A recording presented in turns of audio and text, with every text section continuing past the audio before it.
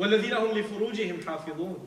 And they guard their privates, which actually means they guard their shame. Because when you work for Islam and you have a sense of purpose, there's one thing that you cannot undistract yourself from, and that is temptation.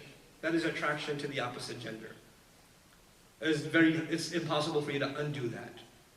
So Allah says they take extra precaution to be decent and moral and mindful and protective of their own dignity when they engage in the work.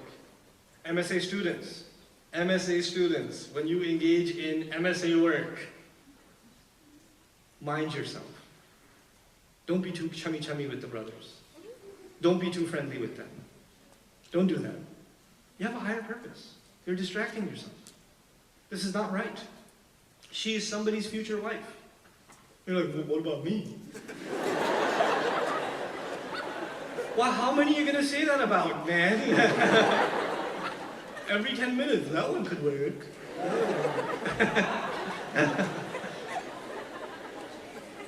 No. You also, stop making small talk. Have a sense of purpose.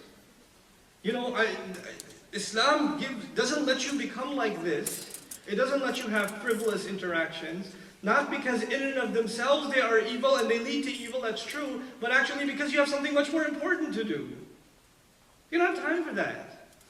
You know, there are schools where boys and girls, there's co-ed schools in America where there's no dating. Non-Muslim schools, there's no dating. You know why? Because the academic standards are so high and they keep them so busy that they don't even have time. They're so stressed with their studies. They don't have time for that stuff. They don't take off for Valentine's Day. They don't do that stuff. You know?